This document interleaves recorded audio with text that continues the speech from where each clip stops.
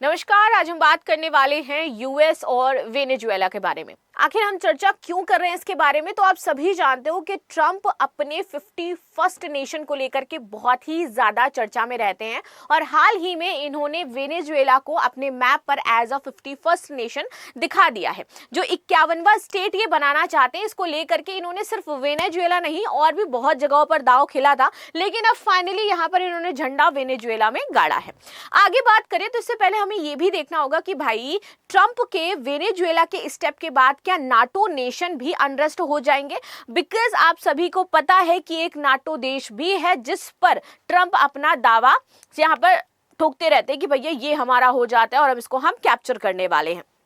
चलिए, तो ये वो इमेज है जो हमारे डोनाल्ड ट्रंप जी ने द ट्रुथ पर शेयर करी थी और उस पर लिख दिया था 51st नेशन, और इस तरीके से पूरे मैप में इसको ऐड कर दिया था। तो आपको ये पता होना चाहिए कि चीन यात्रा से पहले ही आखिर उन्होंने ये क्यों किया, इनका क्या माइंडसेट हो जाता था। मतलब क्या पूरा अप्रूवल चाइना से लेकर के आ रहे हैं और इसके बाद यहाँ पर इसको पूरी तरीके से 51st नेशन बना लेंगे, ये समझना बहुत ज्यादा जरूरी है क्योंकि इसका डायरेक्ट लिंक चाइना से हो जाता है और इसीलिए मैं आपको कह रही हूँ कि यहाँ पर चीन कैसे इन्वॉल्व हो रहा है, के बारे में भी हम लोग बातचीत करेंगे।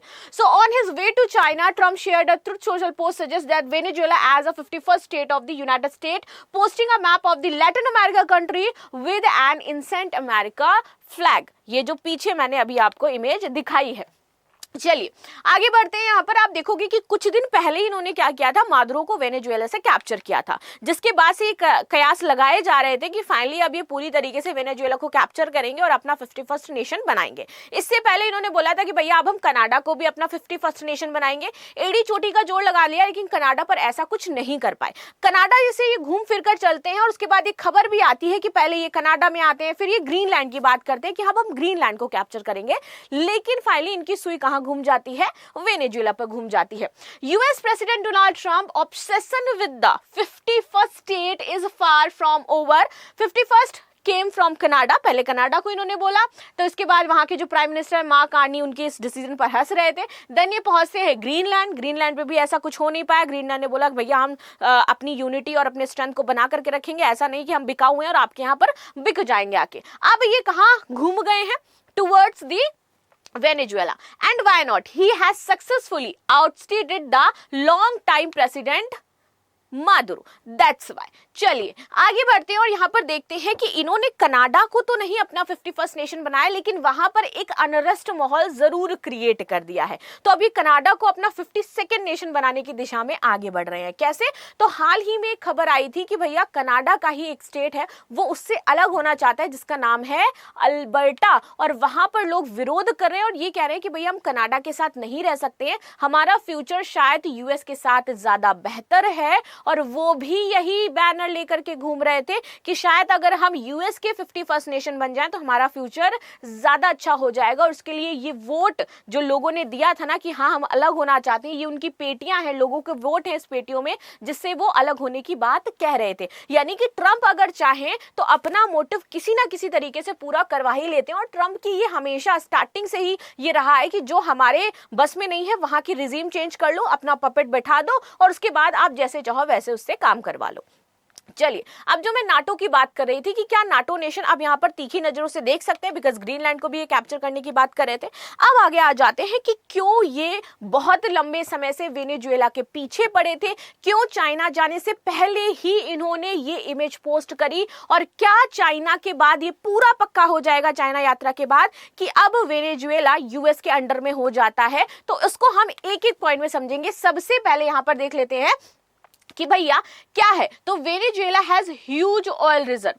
पूरी दुनिया में जो प्रूवन ऑयल रिजर्व है ना, उसमें सबसे बड़ा ऑयल रिजर्व वेनेजुएला के पास हो जाता है। लगभग आपका 303 बिलियन बैरल का हो जाता है। और साथ ही साथ जो ग्लोबल ऑयल रिजर्व है उसमें शेयर भी सबसे ज्यादा वेनेजुएला का हो जाता है, दैट इज 19.4%। और इधर आपको वेनेजुएला देखने को मिल जाएगा। That's why Trump want Venezuela. और इसके बाद Saudi Arabia, Iran, Canada, UAE, और कनाडा को भी इसीलिए चाह रहे थे बिकॉज वहां पर भी ये सारी चीजें हो जाती हैं, कुवैत, रशिया, लीबिया और इन सबका स्थान हो जाता है। लेकिन अगर फर्स्ट प्लेस पर बात करें तो भैया वेनेजुएला ही हो जाता है।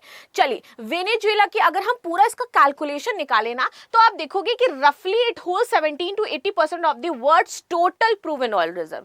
अगर हम देखें एक बैरल तो ये आपका 159 लीटर्स के आसपास ऑयल होता है, और 303 billion barrel it means 48 trillion litres of oil है अप्रॉक्सीमेट। और जो ये वेनेजुएला में पाया गया है प्रूवन रिजर्व, ये आपका ओरिनोको ऑयल बेल्ट हो जाती है, जहां पर ये ऑयल रिच रीजन पाया गया है।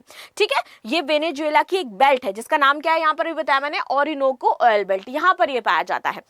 Now second and most important, क्यों ये ऐसा कर रहे हैं, क्यों ऐसा इन्होंने किया जस्ट एक दिन पहले ही, तो ये ना अपना पॉलिटिकल मैसेज देना चाह रहे हैं। यहाँ पर इनकी आदत है समय समय पर इस तरीके का एक ह्यूज ड्रामा क्रिएट करना, इनकी आदत है स्टार्टिंग से ही कि एक ऐसा जियोपॉलिटिकल स्टेटमेंट दे दे जिससे कि पूरी दुनिया का ध्यान अमेरिका की तरफ शिफ्ट हो जाए, और देन फिर अमेरिका क्या करता है, डोनाल्ड ट्रंप क्या कर रहे हैं, क्या चीज हो रही है, वो सर्च करने लगे, और इसलिए हमेशा इस तरीके के बयानबाजियां करते रहते हैं।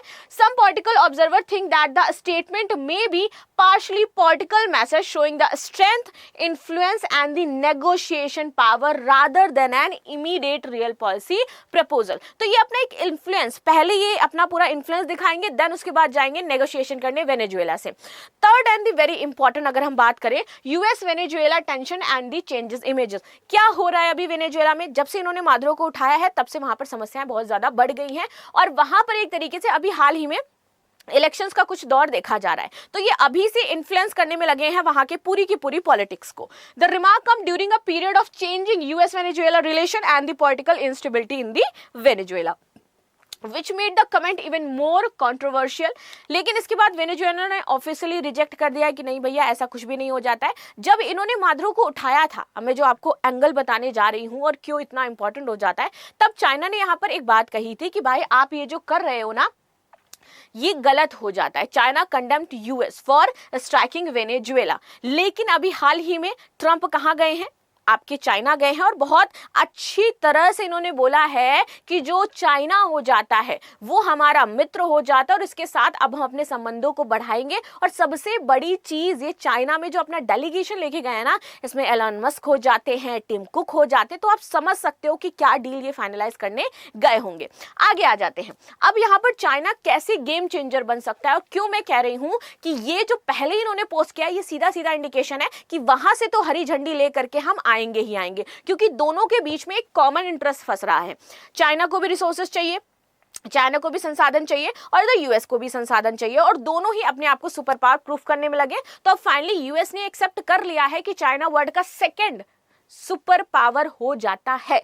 तो एक जो टसल वाली चीज थी वो खत्म करने गए एक तरीके से चाइना में, कि हम लोग मिल करके राज करेंगे, और इस मिल करके राज करने के सिनेरियो में यहाँ पर दो देशों के साथ समझौता किया जाएगा। कैसे, इधर ही चाइना से आएंगे, देखो तुम ताइवान ले लो, हमें मतलब नहीं है, लेकिन इधर वेनेजुएला को छोड़ दो, हम वेनेजुएला के साथ जो कर रहे हैं हमें करने दो। क्यों भैया, क्योंकि वेनेजुएला में चाइना का बहुत बड़ा इंफ्लुएंस हो जाता है। अगर मैं बात करूं वेनेजुएलन जो ऑयल है, तो सबसे ज्यादा आप देखोगे एक्सपोर्ट करता है वो चाइना को, विच इज 68%। अब आप देखिए यहाँ पर मैं आपको शेयरिंग दिखा रही हूँ, और क्यों मैं कह रही थी कि ये जो किया गया है और एकदम सटीक टाइम पे इन्होंने पोस्ट डाला है।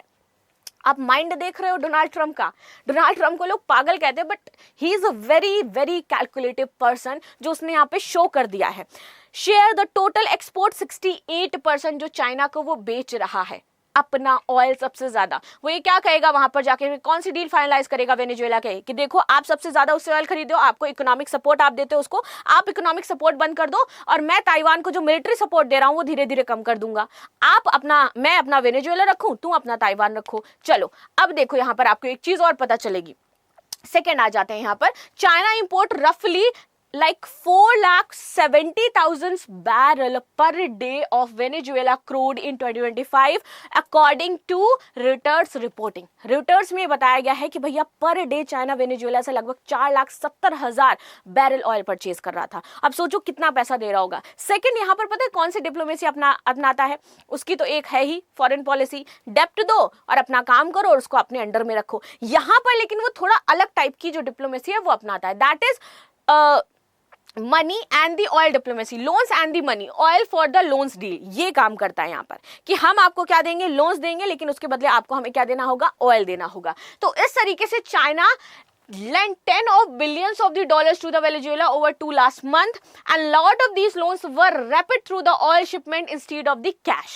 और यहाँ पर जो लोन इसने लिया है, ऑयल देता रहता है और उससे लोन लेता रहता है, और ये इसकी पुरानी डिप्लोमेसी है इस तरीके से। तो अब यहाँ पर चाइना क्या बोलेगा, देखो वेनेजुएला को हमें इकोनॉमिकली पूरी तरीके से कट करना है, तो आप अभी जो लोन दे रहे थे वो भी लोन देना बंद करो। तीसरा and very important, the political and the diplomatic support, ये भी चाइना प्रोवाइड करता है वेनेजुएला को। क्यों? क्योंकि इन दोनों के बीच में एक बहुत ही इंपॉर्टेंट स्ट्रैटेजिक डील है।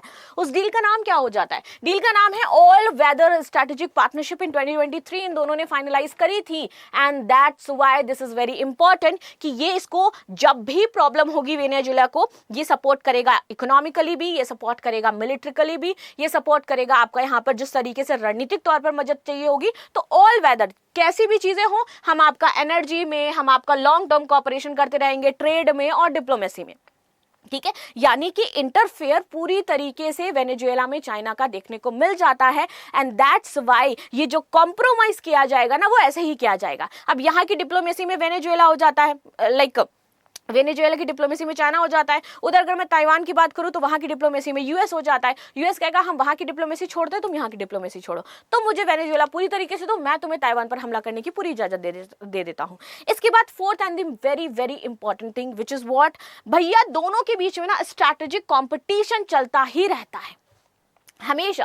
और अगर इस कंपटीशन को और डिटेल में जाना है, there is a book that is strategic competition US China relation and the national security challenges, MS and Jordan, इनके द्वारा लिखी गई ये किताब बहुत ही बेहतरीन बुक हो जाती है। ऑल्दो मुझे इसके कोई पैसे नहीं मिल रहे हैं, लेकिन मैंने पढ़ी है इसलिए मैं आपको बता रही हूँ। आप पढ़ सकते हो, आपको एक एक चीज क्लिस्टर एंड क्लियर हो जाएगी कि क्या चीजें हैं यहाँ पर, राइट। तो इस तरीके से दोनों के बीच में टसल पॉइंट रहता है पावर को लेकर के। दोनों चाहते हैं कि भैया मेरा आधिपत्य यहाँ पर जम जाए।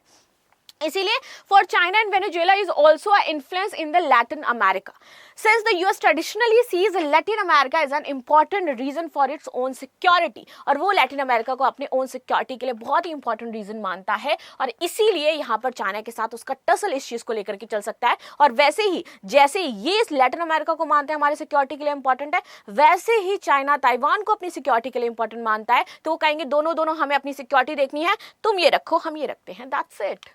एंड इस तरीके से बहुत सारी डील्स को फाइनलाइज किया जा सके, इस तरीके से बहुत सारी चीज़ों पर बातचीत की जा सकती है। अब आ जाते हैं यहाँ पर एक और चीज़ है, एक और कड़ी है जो बहुत ही महत्वपूर्ण उसमें हो जाती है, दैट इज रशिया।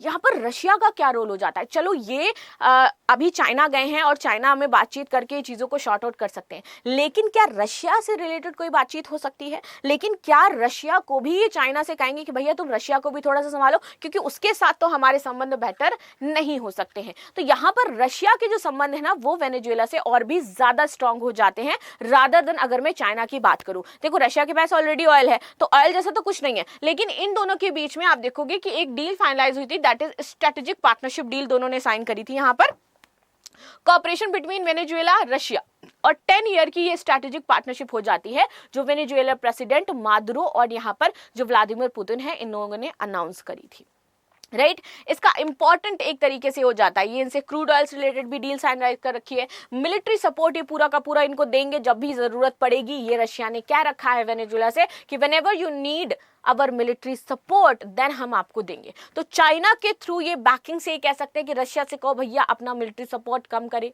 हमारे लिए वेनेजुएला बहुत ज़्यादा ज़रूरी हो जाता है। साथ ही साथ यहाँ पर जितने भी स्ट्रैटेजिक पार्टनरशिप डायलॉग होते हैं, डिप्लोमेटिक डायलॉग होते हैं, उसमें वेनेजुएला को बहुत ही ज़्यादा इंपॉर्टेंस देता है रशिया, बातचीत करता है, इसके साथ सैन्य सहयोग बढ़ा रहा है, साथ ही साथ ये मिलिट्री एक्सरसाइजेस जो है वो परफॉर्म करता है। तो ये बहुत ही इंपॉर्टेंट चीज़ हो जाती है कि रशिया जो है ना इंपॉर्टेंट पॉइंट है वेनेजुएला के साथ।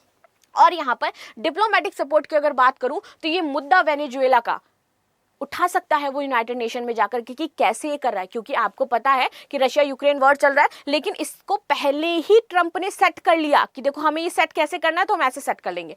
प्लस यहाँ पर इंटरनेशनल प्रेशर पॉइंट बनाया जा सकता है, इसको एक इंटरनेशनल प्रेशर पॉइंट क्रिएट किया जा सकता है यूएस के लिए। सेकंड, यहाँ पर मिलिट्री अगर सैगलिंग की बात करूँ, रशिया सीधे युद्ध में तो नहीं कूदेगा, लेकिन वो क्या करेगा, अपना नवल विजिट भी देगा, साथ ही साथ अपना मिलिट्री एडवाइजर की तरफ पे काम करेगा और इंटेलिजेंस कॉपरेशन भी करेगा। अगर युद्ध होता है दोनों के बीच में तो रशिया ये की रोल यहाँ पर ले सकता है कि भैया हम अब आपको मिलिट्री एडवाइस दे रहे हैं कि कैसे आपको अटैक करने हैं, नेवल विजिट आपकी क्या होनी चाहिए, और इंटेलिजेंस कॉपरेशन जो भी होगा वो सब हम आपको प्रोवाइड करवाएंगे। प्लस यूक्रेन वॉर कनेक्शन की बात करें, रशिया ये नैरेटिव बना सकता है कि अगर यूएस दूसरे देशों पर अपना इन्फ्लुएंस और जबरन उनको एक तरीके से अपनी सिक्योरिटी रीजंस बना करके उसका आधिपत्य जमा सकता है, तो फिर अगर हम यूक्रेन पर हमला कर रहे हैं तो क्या गलत कर रहे हैं, फिर तो हम सही कर रहे हैं। तो इसीलिए उसने पहले ही बोला कि रशिया ऐसा कुछ कहे, पहले ही मैं कह देता हूं यूक्रेन मुद्दे पर कि जो भी रशिया मांग रहा है उसको दे दो और शांति से सीज फायर वाली जो डील है वो साइन कर लो यहां पर। And that's why this is very very important. Ukraine लैटम strategic balance, Russia plus China oil interest and the balancing US influence. तो यहाँ पर रशिया और चाइना दोनों मिलकर के यहाँ पर जो ऑयल का एक इंटरनेशनल इस समय जो महायुद्ध बना हुआ है और एक तरीके से बैलेंस बनाना इस रीजन में, तो वो बना रहे हैं। और इसी को टैकल करने के लिए यहाँ पर ये जो अब यूएस है फाइनली चाइना से बातचीत करेगा। लेकिन चाइना ने जैसे ही विजिट पे गए थे ना, एक 4 लाइन इनको बता दी थी कि देखो तुम्हें ताइवान मुद्दे पर बात नहीं करनी है, हम क्या कैसे कर रहे हैं आपको इस पर बात नहीं करनी है, हम किससे व्यापार करेंगे किससे नहीं करेंगे आपको इस पर बात नहीं करनी है। यानी कि चाइना ने पहली डोर वो क्लोज कर दी है जिसपे तुम जाकर के बात करोगे, तुम वही बात करोगे जो चाइना चाहता है, नहीं तो तुम बात ना करो, वापस आ जाओ। This is called the real power of China, अगर मैं बात करूं लिटरली। और इस पर आप लोगों की क्या राय है जरूर बताइएगा। आगे आते हैं नाटो। नाटो को ये लगेगा कि भैया अगर ये ऐसा कर रहा है वेनेजुएला के साथ तो कल को ग्रीनलैंड के साथ भी ऐसे ही कर सकता है। हमारी सॉवरेनिटी का क्या होगा? जो नाटो की अवधारणा है वो पूरी तरीके से लूज होती हुई नजर आएगी और नाटो नेशन पहले से अब ज्यादा और बिखरने लगे। पहले तो वो हॉर्मुज स्ट्रेट के नाम पर बिखरे, जब ट्रम्प ने उनसे सहयोग मांगा तो सबने मना कर दिया कि हम क्यों आए भैया आपकी मदद के लिए, आप युद्ध में पहले कूदे, हमको लेकर के अब क्यों कूद रहे हो। फ्रांस ने यहाँ पर सीधे सीधे बोल दिया कि हमें आपसे कोई मतलब ही नहीं हो जाता है, हमारे नेशनल जो लोग हैं उनके लिए हमारा खाली बस आधिपत्य है, हम उसके लिए जवाबदेह हो जाते हैं, हम आपके लिए जवाबदेह नहीं हो जाते।